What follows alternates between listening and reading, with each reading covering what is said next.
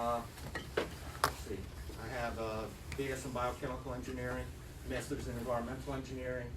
My first 25 years, I worked at Bell Labs in Lucent Technology. I was a mad scientist for 16 and 9 for EH&S, okay? Retired from that, okay? But probably the more important thing was I've been an emergency responder since 1979, okay?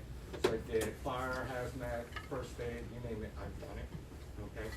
Came here back in 2003. I was actually coordinator for the whole county when we had our actually two biggest events, Irene and Sandy.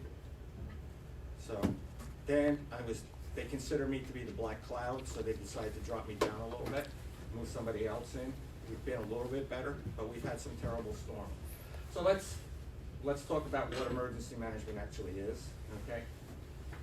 Let's tell you about the history. History actually really started in right during World War II, which we had the civil defense, okay? Technically, it's not the same thing as what we're doing now, but what would they do? Be prepared for any of our, foreign enemies at that time in case they made an attack here. Technically, all they had was a white helmet and a whistle to tell everybody to get out of harm's way. Now, after that, they decided that quite wasn't enough.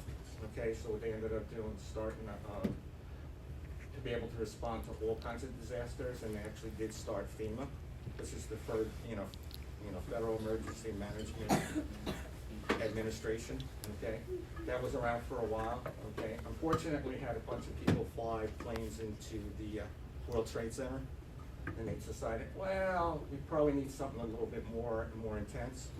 And we started the Office of Homeland Security, and what they ended up doing was actually moving FEMA under Homeland Security, because they just thought, if you really think about security, it's actually protecting you, whether it's bad guys or from every other natural disaster that's out there, so that's where we all are at.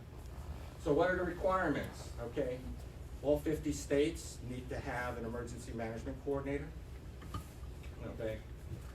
New Jersey and Michigan are the only two that actually declare their state police as having the Office of Emergency Management.